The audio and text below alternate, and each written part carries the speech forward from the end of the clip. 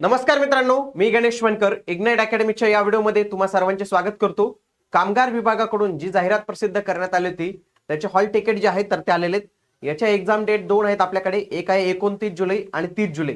निरीक्षक या पदासाठी जवळपास 6 शिफ्ट मध्ये पेपर जे आहेत तर ते होणार आहेत। याचं हॉल तिकीट आपण कशा पद्धतीने डाउनलोड करावं, त्याच्यानंतर दोन महत्त्वाचे प्रश्न आहेत विद्यार्थ्यांचे। सर, निगेटिव्ह मार्किंग राहणार आहे का आणि सेक्शनल टायमिंग राहणार आहे का? तर या दोघी गोष्टींची पण उत्तरं मी तुम्हाला या व्हिडिओमध्ये देणार आहे, म्हणून तुम्ही हा व्हिडिओ शेवटपर्यंत पूर्ण बघायचा आहे। बघा, त्याच्यासाठी सर्वात आधी तुम्ही ज्या लिंकवर फॉर्म भरला होता तीच लिंक ओपन करायची। बघा, ही ती लिंक आहे। आता ही लिंक तुम्हाला जर पाहिजे असेल आणि ज्यांच्याकडे नसेल तर त्यांनी आपल्या टेलिग्राम ग्रुपवर ही लिंक दिलेली, सोबतच या व्हिडिओच्या कमेंटमध्ये मी तुम्हाला ही लिंक जी आहे तर ती प्रोव्हाइड करून देतो। तिथून तुम्ही डायरेक्टली हे हॉल तिकीट जे आहे तर ते डाउनलोड करू शकतात। हॉल तिकीट डाउनलोड करण्यासाठी तुम्हाला already register to log in याच्यावर क्लिक करावं लागणार आहे, कारण की तुमचं रजिस्ट्रेशन ऑलरेडी झालेलं आहे। तिथं आल्यावर बघा, तुमचा रजिस्ट्रेशन आयडी आणि पासवर्ड टाकायचा आहे, हा कॅप्चा कोड टाकायचा आहे आणि त्याच्यानंतर तुम्हाला इथं लॉग इन करायचंय। त्याच्यानंतर लक्षात ठेवा, इथं असणार आहे अप्लाय पोस्ट। अप्लाय पोस्ट मध्ये इथं लक्षात ठेवा की अप्लाय पोस्टवर क्लिक केल्यानंतर बघा तुम्हाला इथं तुमचा सीट नंबर दिसेल, बघा पदाचं नाव दिसेल इन्स्पेक्टर, आणि इथं आय बटन दिसणार आहे। हे जे आय सारखं बटन आहे याच्यावर मी क्लिक करतो आणि त्याच्यानंतर मी पुढे जातो। तीन गोष्टी दिसतात बघा, ऍप्लिकंट डिटेल्स, पेमेंट स्लिप आणि ऍडमिट कार्ड। तर मी ऍडमिट कार्डवर क्लिक करतो, कारण की मला ऍडमिट कार्ड डाउनलोड करायचंय। बघा, इथं माथाडी रिक्रुटमेंट एक्झाम 29 आणि 30 जुलै इन्स्पेक्टर, इथं ज्या ठिकाणी तुमचा पेपर असतो त्या ठिकाणचा ऍड्रेस येतो। बघा, 29 जुलै सकाळी 9 ते 11 मध्ये हा पेपर असणार आहे। इथं ऍडमिट कार्ड डाउनलोडवर क्लिक करायचं, ऍडमिट कार्ड डाउनलोड होतो। फॉर एक्झाम्पल मी तुम्हाला एक ऍडमिट कार्ड जे आहे तर ते दाखवतो, त्याच्यामध्ये सर्व डिटेल्स वगैरे आपण हायलाइट केलेले आहेत। सरळ सेवा परीक्षा गट क 2026 ऍडमिट कार्ड। बघा, मी माझ्या ओळखीचा पुरावा, इथं आधार, पॅन, ड्रायव्हिंग लायसन्स काही लावू शकतात। ओके, म्हणजे इथं तुम्ही आधारचा क्रमांक लिहायचा, इथं लिहायचं सह जोडलेले आहे। ओके, याच्या सोबत जे आहे तर ते जोडलेले आधार कार्ड जोडलेले आहे। इथं बघा, इथं तुमचं नाव येतं आणि तुमचा ऍड्रेस येतो। इथं तुमचा जो काही फोटो असतो जो अपलोड केलेला असतो, आणि इथे एक लाईव्ह फोटोग्राफ असतो जो तुम्ही तिथं काढलेला असतो। इथं तुमची जी आहे तर ती सही येते। इथं तुमचा registration ID, roll number, date of birth ही येते। लक्षात घ्या, पासवर्ड डेट ऑफ बर्थच असते तुमची।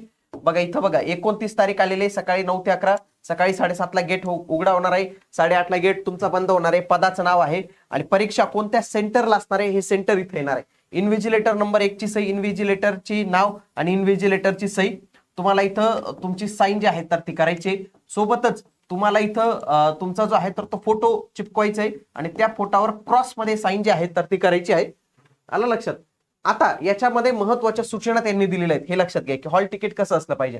सगळ्यात आधी हॉल तिकीट हे रंगीत छापलेलं असावं, म्हणजे कलर मध्ये असावं। कलर प्रिंट काढायची, तुम्हाला कलर प्रिंट काढायचे। 2 कलर प्रिंट काढून जा, सध्या पाणी पावसाचे दिवस आहेत, काही खराब होण्याची शक्यता आहे। सर्व वगैरे वाचून घेणे।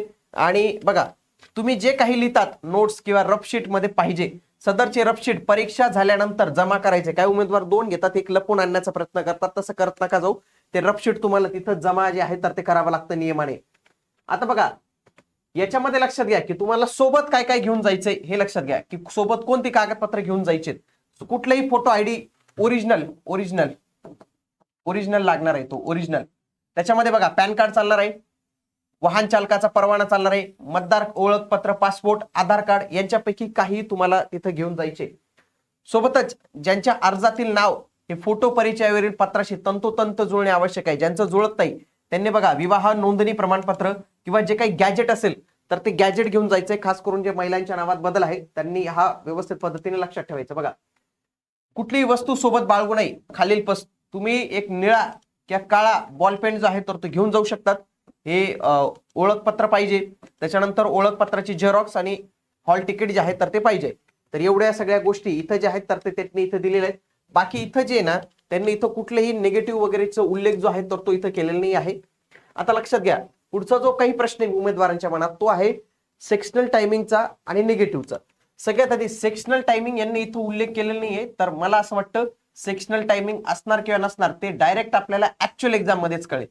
अजून पण मला विश्वास नाही की TCS ने सेक्शनल टायमिंग लावलेलं नाही, मे बी तर सेक्शनल टायमिंग हा असू शकतो, नाहीतर ते त्यांच्या पद्धतीने मराठी, इंग्लिश, GK, त्याच्यानंतर रिझनिंग आणि ऍक्ट असे ते भाग करू शकतात, नाहीतर यांच्या भागांचं एकत्रित करून पण ते काम करू शकतात। दुसरी गोष्ट निगेटिव्ह मे बी नसणारच आहे, नोच असणार आहे, कारण की जर असती ना तर त्यांच्या हॉल तिकीटवर येऊन लागतं. निगेटिव्हला ते डायरेक्टली तिथं सांगत नाही, सेक्शनल टायमिंगला ते तिथं तो खेळ करू शकतात. तर 2 गोष्टींची तुम्हाला उत्तर दिले बघा. सेक्शनल टायमिंग अजूनही असण्याची शक्यता दाट आहे, मला वाटतं असू शकतो.